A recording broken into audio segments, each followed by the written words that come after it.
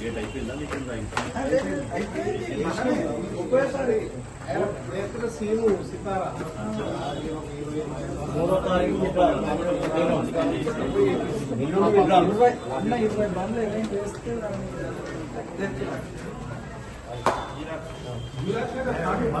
అవునండి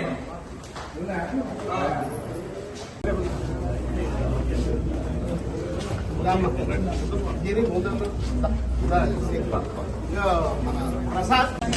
వెల్లమండలం టీఆర్ఎస్ అభ్యర్థి సర్పంచ్ అభ్యర్థులను నామినేషన్ చేసిన క్రమంలో మా ఆయన కిడ్నాప్ చేయబడ్డాడు. ఆ విషయం గురించి ఇక్కడ కలెక్టర్ గారికి వినతి పత్రం అందజేశాము. ఎవరైతే కిడ్నాపర్స్ కంప్లైంట్ ఇచ్చాము, ఎవరైతే కిడ్నాప్ చేయబడ్డారో దానికి సంబంధించిన వ్యక్తులందరినీ కఠినంగా శిక్షించాలని ఆశిస్తున్నాను.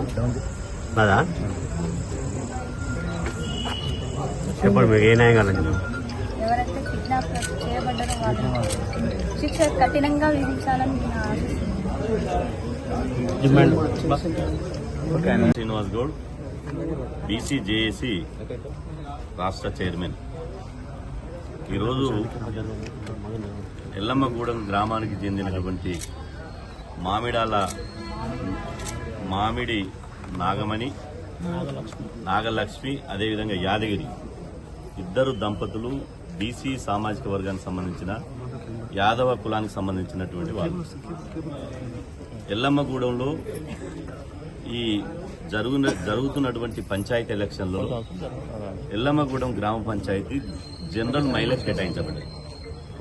ఈ జనరల్ మహిళకు కేటాయించడంతో జనరల్ మహిళలో బీసీ అభ్యర్థిగా నామినేషన్ వేయాలనే ఒక ప్రయత్నంలో నాగలక్ష్మి అదేవిధంగా యాదగిరి గారు ఇద్దరు ప్రయత్నం చేస్తుండటంతో అగ్రకులానికి సంబంధించినటువంటి సందీప్ రెడ్డి అదేవిధంగా ఇతరులు ఇలా దారుణంగా కిడ్నాప్ చేసి హింసించి భౌతికంగా వారిని మానసికంగా భౌతికంగా దాడి చేసి ఒక స్వాతంత్రం వచ్చిన తర్వాత 80 సంవత్సరాల భారతదేశ చరిత్రలో అవమానీయమైనటువంటి అనాగరికమైనటువంటి ఒక దుశ్చర్య ఏంటంటే మూత్రం దాపియడం.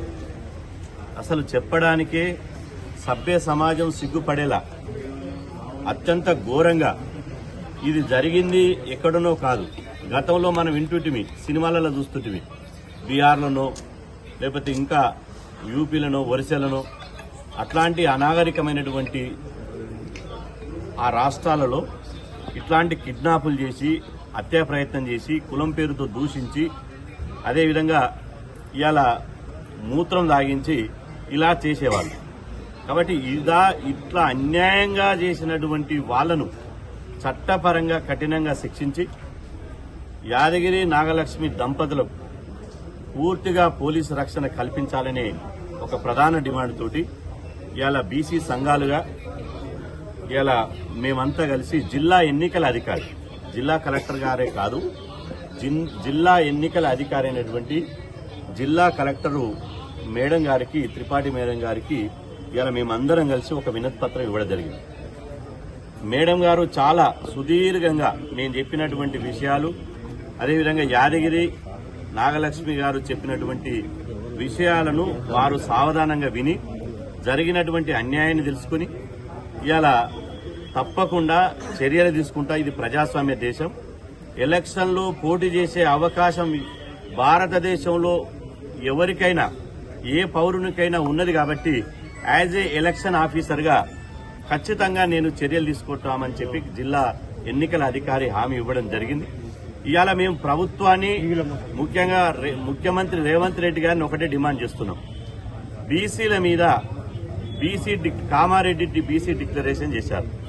42% రిజర్వేషన్లు చట్టబద్దంగా ఇస్తామని చెప్పారు, ఇవ్వలే, మోసం చేశారు. అదేవిధంగా పార్టీ పరంగా 42% ఇస్తామన్నారు, అది కూడా డోకా చేసి బూటకపు మాటలు చెప్పి ఇంతవరకు పార్టీ పరంగా కూడా అనౌన్స్ చేయలే. కానీ ఈ రోజు జనరల్ స్థానాల్లో పోటీ చేసేటువంటి బీసీ అభ్యర్థులను భౌతికంగా దాడులు చేసి కిడ్నాపులు చేసి ఇవాళ మూత్రం దాపియడం ఇవాళ మీకు సంస్కారం అని అడుగుతున్నా. ఎట్టి పరిస్థితుల్లో యాదగిరి మీద జరిగినటువంటి దాడి ఇవాళ బీసీ జాతి మీద జరిగిన దాడిగా మేము భావిస్తున్నాం. ఇది మా ఆత్మ గౌరవాన్ని, మా మనోభావాలను దెబ్బతీశారు. ఒక బీసీ బిడ్డను ఇవాళ ఇంత ఘోరంగా ఒక మూత్రం తాగించినటువంటి సంఘటన చూస్తే బీసీల నెత్తురు సలసల మసిలిపోతుంది. అంటే 80 సంవత్సరాల స్వాతంత్రం తర్వాత మీరు ముఖ్యమంత్రులు కావాలి, మీరు మంత్రులు కావాలి, మీరు ఎమ్మెల్యేలు కావాలి, కానీ మేము సర్పంచ్ కూడా కావద్దా? అంటే సర్పంచ్గా పోటీ చేస్తుంటే చంపుతారా? ఇవాళ మీ ఈ రాష్ట్రము, ఈ జిల్లాలు, ఈ గ్రామాలు మీ తాత జాగిరా? ఖబర్దార్, దీని వెనుక ఎంత పెద్ద శక్తులున్నా, ఎలాంటి రాజకీయ శక్తులున్నా ఖచ్చితంగా వారికి ఎవరైతే దోషులున్నారో, ఎవరైతే ముద్దాయిలున్నారో వాళ్ళని శిక్షించవలసినటువంటి బాధ్యత జిల్లా ఎస్పీ గారి మీద ఉంది. జిల్లా ఎస్పీ గారికి మేము విజ్ఞప్తి చేస్తున్నాం.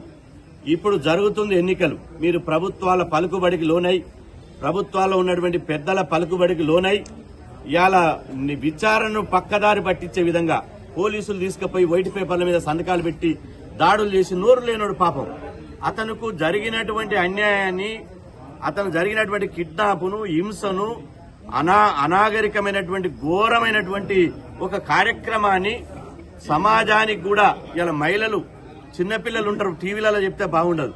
అట్లాంటి దుశ్చర్యలకు పాల్పడితే నోరు విప్పి చెప్పలేనటువంటి మా బీసీ బిడ్డలు ఇవాళ ఈ సమాజంలో ఉన్నారు. అంటే ఇవాళ జిల్లా మంత్రి కోమటిరెడ్డి వెంకరెడ్డి గారికి కూడా మేము డిమాండ్ చేస్తున్నాం.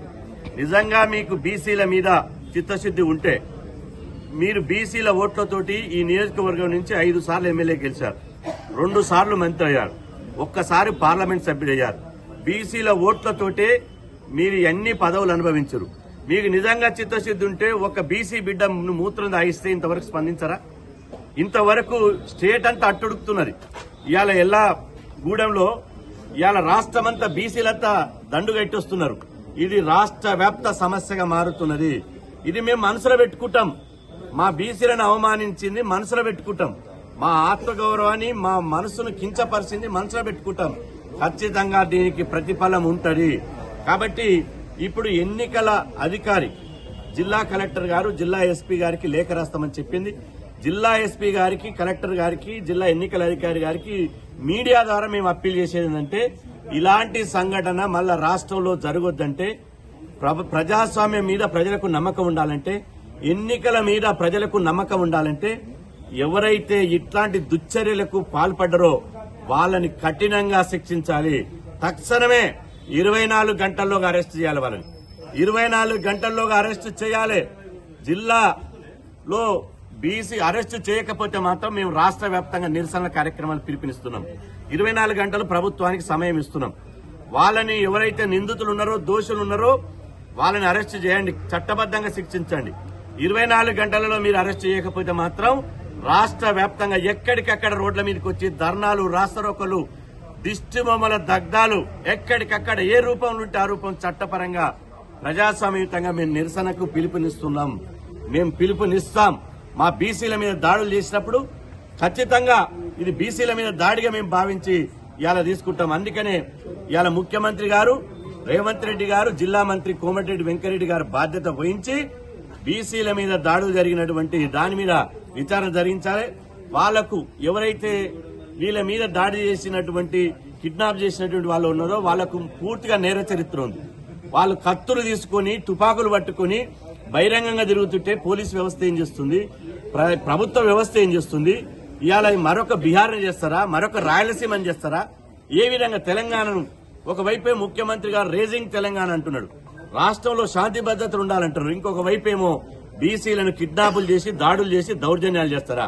కాబట్టి తెలంగాణలో ఇంకొక సంఘటన జరగొద్దంటే కఠినమైన చర్యలు తీసుకోవాలి.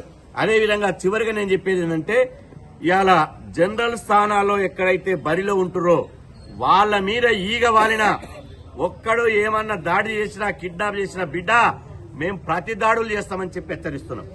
మీరు గనక అన్యాయంగా, అక్రమంగా మా వాళ్ళు ప్రజాస్వామ్యం ఇచ్చినటువంటి ఇవాళ ఒక హక్కుతోటి జనరల్ స్థానాల్లో పోటీ చేస్తే, దాడులు చేస్తే మేము చేతులు ముడుచుకొని కూర్చుంటాం అనుకుంటారా? ఖచ్చితంగా మా ఆత్మగౌరవం కోసం, మమ్మల్ని మేము రక్షించడం కోసం బీసీ సమాజం ప్రతి దాడులు చేయవలసి వస్తుంది. అంతదాకా తీసుకురావద్దు ప్రభుత్వాన్ని నేను హెచ్చరిస్తున్నా. అంత దాకా అంత దూరం వెళ్లకుండా ఎవరైతే దోషులు ఉంటారో చట్టాలు ఎవరికి చుట్టాలు కావు. కాబట్టి ఆ దోషులని పోలీసు వాళ్ళు దయచేసి నిష్పక్షపాతంగా విచారణ జరిపించి జిల్లా కలెక్టర్ గారి మీద ఎన్నికల అధికారి మీద ఇలా మాట్లాడినాక మాకు పూర్తి విశ్వాసం వచ్చింది. ఇవాళ జిల్లా ఎన్నికల అధికారికి ధన్యవాదాలు తెలుపుతున్నాం. దాదాపు గంట సేపు సమాధానంగా విని చర్యలు తీసుకుంటామని చెప్పి ఆమె మేడం గారు హామీ ఇచ్చింది. కాబట్టి మాకు జిల్లా ఎన్నికల అధికారి మీద విశ్వాసం ఉంది. కానీ ఒకవేళ ప్రభుత్వంలో ఉన్నటువంటి పెద్దలు ఎన్నికల అధికారుల మీద ఇలా ఒత్తిడి తీసుకొచ్చి ఇవాళ ఎన్నికల అధికారుల మీద ఒత్తిడి తీసుకొచ్చి అన్యాయం చేయాలని తలపెడితే మాత్రం రాష్ట్ర వ్యాప్తంగా బీసీలు అగ్గి రాజేయడానికి సిద్దమవుతారని చెప్పి సందర్భంగా హెచ్చరిస్తున్నారు.